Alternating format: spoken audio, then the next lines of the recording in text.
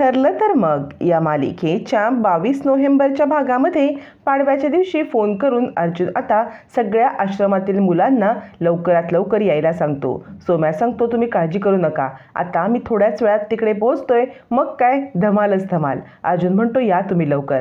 आता सोम्या आणि बाकी सगळी मुलं कुसुमसोबत रिक्षेमध्ये बसून अर्जुनच्या घरी यायला निघतात सुद्धा. तोपर्यंत आता इकडे विमल सांगत असते, आपले अर्जुन दादा कुठे आहेत. तेवढ्यात अश्विन म्हणतो, ते काय, अर्जुन आपला हिरो आलाय. त्यावर ती कल्पना म्हणते, चल बस सायली, याला ओवाळून घे बरं. मग सायली अर्जुनला ओवाळायला लागते. त्यावेळेला अस्मिता म्हणते, काय रे अर्जुन, तुझे हात रिकामे, म्हणजे पाडव्याचं काही गिफ्ट वगैरे आणलं नाहीस का. अर्जुन म्हणतो, नाही, पाडव्याचं गिफ्ट वगैरे विसरा तुम्ही सगळं. याच्यावरती कल्पना म्हणते, असं काय बोलतोयस. अरे म्हणजे तुला मी आठवण करणार होते, पण मला वाटलं असेल तुला काहीतरी दागिना वगैरे आणायला नको होतास का. यावरती प्रिया विचार करते, कोणता खरा नवरा आपल्या बायकोचं पाडव्याचं गिफ्ट विसरतो. काहीतरी गडबड आहे हे मात्र नक्की. अर्जुन म्हणत असतो, नाही, मी पाडव्याचं काही गिफ्ट नाही आणलं, विसरा आता सगळं. असं म्हणत अर्जुन खरं तर पाडव्याच्या गिफ्टचीच वाट पाहत असतो. तोपर्यंत अस्मिता म्हणते, तन्वी झालं ना, आता आपल्या प्लॅनप्रमाणे करूया. मी आतमध्ये धुरा सांभाळते, तू बाहेर जाऊन कॉल कर. असं म्हणत दोघींच्या ठरलेल्या प्लॅनप्रमाणे आता प्रिया बाहेर जाते आणि बाहेरून सिम बदलून सायलीला कॉल करण्यासाठी लागते आणि हाच तिचा प्लॅन असतो. ती सांगते, हॅलो सायली सुभेदार, मला तुमच्याशी महत्त्वाचं बोलायचं आहे. सायली म्हणते, हो मी बोलते, आपण कोण बोलताय. आणि हाच खरा आता अस्मिता आणि प्रिया यांनी प्लॅन केलेला असतो. दोघींनी ठरवलेलं असतं की काहीही करून ह्या दोघांचा पाडव्याची वाट लावायची. त्यावरती प्रिया सांगत असते, मी काम करीन, पाडव्याच्या दिवशी सकाळीच मी फोन करीन आणि सांगेन की सोम्या म्हणजे आश्रमातला एक मुलगा, त्याचा अपघात झालाय. मग ताबडतोब सायली धावत येईल आणि पूर्णाजीला हे काही आवडणार नाही, मग पूर्णाजी चिडेल. त्याचप्रमाणे प्रिया कॉल करते आणि सांगते, तुम्हाला माहिती आहे ना सोम्या मधुकर, त्याचा न इकडे आश्रमाच्या बाजूला खूप मोठा ॲक्सिडेंट झाला आहे, डोक्याला मार लागलेला आहे, रक्त खूप वाहत आहे, तुम्ही ताबडतोब या, म्हणजे आपल्याला त्याला हॉस्पिटलमध्ये नेता येईल. सायलीला हे वाक्य ऐकल्यावरती काय करावं सुचतच नाही. तिच्या पायाखालची जमीनच सरकते. हातामधून मोबाईल खाली पडतो. नक्की काय झालंय घरात कुणाला कळत नाही की सायलीला इतका मोठा धक्का कसला बसलाय. आणि सायली एकदम घाबरते. सोम्याला काहीतरी झालंय म्हटल्यावरती सायलीला खूप मोठा धक्काच बसलेला असतो. सगळेजण पाहतात की नक्की सायलीला काय झालंय. सायलीच्या हातातून मोबाईल खाली पडतो. अर्जुन सुद्धा हे सगळं पाहतो आणि तोपर्यंत पुन्हा सायली मोबाईल उचलते आणि त्यावेळेला प्रिया सांगते, तुम्ही ताबडतोब या, नाहीतर त्याला कोण हॉस्पिटलमध्ये पोहोचवणार. असं म्हणत प्रिया आता मोबाईलमधलं सिम काढते आणि म्हणते, ज्या कारणासाठी सिम टाकलं होतं तो त्याचं कारण संपले. आता सायली अर्जुनचा पाडव्याची वाट 100% लागणार म्हणजे लागणार. इकडे कल्पना सांगत असते, सायली अगं काय झालं. सायली सांगते, आई मला जायला पाहिजे, सोम्याचा अपघात झालाय, त्याला जबरदस्त मार लागलाय. अर्जुन म्हणतो, हे कसं शक्य आहे. अहो त्याला काही झालं नसेल, तुम्ही नका बरं त्रास करून घेऊ. तोपर्यंत इकडे अस्मिता म्हणते, पूर्णाची बघितलंस काय चाललंय ते, तुला तरी चालणार आहे का, ही पाडव्याच्या दिवशी बाहेर गेलेली. आता मात्र सायली विचार करते, काय चाललंय या सगळ्यांचं. अर्जुन म्हणतो, हे बघा त्याला काही झालं नसेल. सायली म्हणते, त्या दिवशी पण काल पण मी जायला निघाले, तुम्ही जाऊन दिलं नाहीत, आज सुद्धा जायला निघाले, तुम्ही असं करताय. कल्पना म्हणते, अर्जुन अरे असं काय करतोय आहेस. यावरती अस्मिता म्हणते, पूर्णाची तू बोल ना, ही गेलेली तुला चालेल का. कल्पना म्हणते, का नाही चालणार, जर त्याला काही लागलं असेल तर पूर्णाची का अडवतील. आणि हा सगळा ड्रामा चालू असताना तिकडे मुलं आणि कुसुम येतात आणि सायली ताई असा आवाज ऐकताच सायली आता वळून पाहते आणि सोम्याला व्यवस्थित बघून सायलीला मनाला खूप आनंद होतो. आता धावत सगळे मुलं येऊन सायलीला मिठी मारतात आणि सायलीला आता खूप बरं वाटतं की सोम्याला काहीच झालं नाही. ती म्हणत असते, सोम्या तू ठीक आहेस ना. सोम्या म्हणतो, हो सायली ताई, मला काय झालंय, मी तर तुला सरप्राईज द्यायला आलेलो आहे. आता मात्र सायलीला खूप आनंद होतो, सोम्याला काही लागलेलं नाही आहे, बाकी सगळी मुलं भेटायला आलेत. इकडे आता अस्मिता म्हणत असते, हा आश्रमातील ही मुलं इथं कशी काय टपकली. प्रिया म्हणते, काय माहिती, हे जर वेळेला प्लॅन करावा ना तो प्लॅन फ्लॉपच होतो. आता ह्या पोरांना इकडे यायचं कारण तरी काय होतं. त्यावरती कुसुम म्हणते, काय ग सायली काय झालं. सगळी मुलं म्हणतात, सायली ताई अगं असं काय करतेस. कल्पना म्हणते, अरे वा तुम्ही सगळे आलात तर घर एकदम भरल्यासारखं वाटणार. आता प्रियाचा नुसता जळफळाट होत असतो आणि या आनंदामध्ये सायली असताना मागून आवाज येतो, साऊ बाळा. आणि हा आवाज ऐकून सायली मागे वळून पाहते तर काय, चक्क प्रत्यक्षामध्ये मधुभाऊ तिकडे आलेले असतात. मधुभाऊंना पाहताच आत्तापर्यंत मॅच्युअर सारखी वागणारी सायली एकदम लहान होते. धावत जाऊन मधुभाऊ मधुभाऊ असं म्हणत मधुभाऊंना मिठी मारते.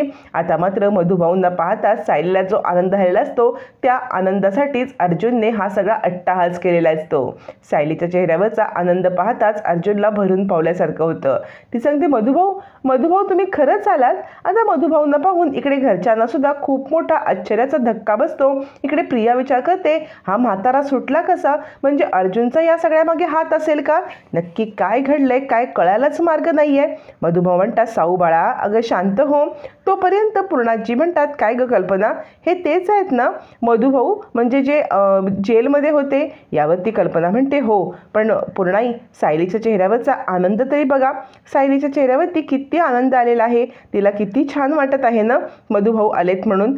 आता मधुभाऊ म्हणतात, सायली बाळा अगं काय करतेस? त्यावरती सायली म्हणते, मधुभाऊ तुम्ही प्रत्यक्षामध्ये आलात ना की मला स्वप्न पडलंय? माझा हा भास तर नाही आहे ना? मधुभाऊ तुम्ही खरंच सुटलात? म्हणजे तुम्हाला निर्दोष सोडवलं की तुम्हाला थोड्या वेळासाठी पाठवले? एक ना 100 प्रश्न सायली विचारत असते.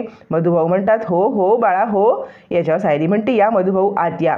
चैतन्य म्हणतो, या गरीबाला कोणी बोलवलं आहे की नाही? त्यावरती सायली म्हणते, या ना चैतन्य भाऊजी, तुम्ही आणलं का मधुभाऊंना? यावरती चैतन्य म्हणतो, हो मीच मधुभाऊंना आणलं, पण मी नाही आणलेलं आहे, हे सगळं अर्जुनचं काम आहे. असं पॅरलवरती सोडवणं हे काही सोपं काम नसतं, पण पठ्ठ्याने आपल्या प्रेमाखातर हे काम सगळं केलेलं आहे. तुम्हाला पाडव्याचं गिफ्ट देण्यासाठी हे सगळं केलेलं आहे त्याने, असं म्हणत चैतन्य आता अर्जुनला सगळं अर्जुनचं सायलीला सांगत असतो. सायलीला खूप आनंद होतो. त्यावरती आता मात्र चैतन्य सांगतो, मधुभाऊंची म्हणजे जेलमधली वागणूक चांगली होतीच, त्यामुळे त्यांना लवकर जामीन मिळाला, पण अशा केसेसमध्ये ना पटकन जामीन मिळत नाही. अर्जुनने खूप खटाटोप केला आहे. अर्जुन म्हणतो, तुम्हाला कळलं ना की काल तुम्हाला मी आश्रमात का जाऊ दिलं नव्हतं आणि आत्ता पण का जाऊ नका असं सांगतोय? असं म्हणत अर्जुन म्हणतो, माझं पाडव्याचं गिफ्ट तुम्हाला आवडलं ना? सायली सांगते, हो सर खूप गिफ्ट आवडलं, मला ना खूप आनंद झालेला आहे. आणि सायली रडत असते. कुसुमच्या सुद्धा डोळ्यात पाणी येतं. अर्जुन म्हणत असतो, काळजी करू नका, आता आश्रमातील मुलं तुम्ही आणि मधुभाऊ आनंदामध्ये दिवाळी साजरी करा, अगदी धूम धडाक्यामध्ये. सायलीला खूप आनंद होतो. त्यावेळेला ती मधुभाऊंना मिठी मारते. आणि आता इकडे अस्मिता म्हणते, काय रे किती तासासाठी आणलेत मधुभाऊंसाठी? यावरती अर्जुन म्हणतो, पूर्ण 1 दिवस मुलं आणि सगळे धमाल करतील इतका वेळ आहे. मग काय, मुलं खुश होतात, कुसुम खुश होते, सायली खुश होते. मधुभाऊंच्या भोवती आता गोल गोल फेरे मारत सगळेजण आपला आनंद सेलिब्रेट करत असतात. कुसुम सुद्धा लहान होते, सायली पण लहान होते आणि गोल फेरे मारत ते आता मधुभाऊंना खूप आनंदाने स्वागत करतात, हसतात, खेळतात, बागडतात आणि आपला आनंद व्यक्त करत असतात. इकडे अस्मिता प्रिया यांचा नुसता जळफळाट होत असतो आणि पूर्णाजीला दिवसभर हे इकडे राहणार म्हणून जरा टेन्शनच आलेलं असतं. आता दिवसभर या सगळ्यांना झेलायला लागणार म्हणून पूर्णाजीचा चेहरा कडू होतो, पण पर्याय तर काहीच नसतो. अर्जुनने आणून बसवले म्हटल्यावरती पूर्णाजीला काही बोलता येत नसतं, पण पूर्णाजीचा हा कडू झालेला चेहरा मधुभाऊ अचूक टिपतात. त्यावेळेला सायली म्हणते, मधुभाऊ अहो तुम्हाला मी माझं घर दाखवते, या बरं. असं म्हणत ती आता ही बघा, ही मोठी बाग आणि त्याच्या बाजूला आहे ना छोटी बाग, तिकडे तुळशी वृंदावन पण आहे. आपल्या आश्रमात कसं होतं तसं. आणि या साईडला आमच्या पूर्णाजींची खोली, तिकडे अस्मिताताईंची खोली आणि त्याच्या बाजूला सगळ्या येणाऱ्या पाहुण्यांच्या खोल्या आहेत मधुभाऊ. मधुभाऊ म्हणतात, अरे वा साऊ बाळा, तुझं घर तर खूपच मोठं आहे. सायली म्हणते, बघा आणि इकडे वरती आहे ना, इकडे वरती आईबाबांची खोली आणि त्याच बाजूला आमची खोली आहे. असं म्हणत सायली आता सगळं घर आता मधुभाऊंना आनंदाने दाखवत असते आणि आपल्या लेकीचा संसार बघून मधुभाऊ खूप खुश होत असतात. पूर्णाजीचा चेहरा कडूच झालेला असतो. मधुभाऊ म्हणतात, साऊ बाळा खरंच तुझं घर खूप छान आहे. सायली सांगते, मधुभाऊ हे आमचं किचन. असं म्हणत असताना पूर्णाजी तिथून निघते आणि आता सायलीचं हे सगळं चालूच असतं. इकडे आता अस्मिता म्हणते, दरवेळेला काही करावं तर ही आपल्या प्लॅनवरती पाणीच फेरते. मधुभाऊ म्हणतात, खरंच साऊ बाळा तुझं ना हे सगळं वैभव बघून मला खूप आनंद झाला. आता सायली मधुभाऊंना पाडव्याची ओवाळणी करायला लागते. पाडव्याची ओवाळणी करते, छानपैकी आरती करते. मग हे सगळं चालू असताना प्रिया येते आणि म्हणते, मधुभाऊ तुम्ही इकडे आलात पण तुमच्या एकाच लेकीला भेटलात, दुसऱ्या लेकीला तुम्ही भेटलाच नाहीत, नुसता सुखी राहा असा आशीर्वाद दिलात, पण मला पण काहीतरी भेटायचं भेटायचं आहे, मला पण तुमच्याशी बोलायचं आहे, पण तुम्हाला फक्त एकच मुलगी असल्यासारखं तुम्ही सायलीचंच कौतुक करताय, असं म्हणत निर्लज्ज प्रिया मधुभाऊंना स्वतःच अडकवून स्वतःच नाटकं करण्यामध्ये एक्सपर्ट असते, जेणेकरून पूर्णाजी समोर तिला आता खूप महान बनता यावं. पण मधुभाऊ प्रियाच्या या नाटकांना भुलत नसतात. प्रियामुळेच ते जेलमध्ये गेलेले असतात हे ते कधीच विसरत नसतात. आता मात्र इकडे प्रियाची नाटकं सगळेच जण पाहत असतात. मधुभाऊ प्रियाला काय उत्तर देणार हे मात्र पाहणं रंजक ठरणार आहे.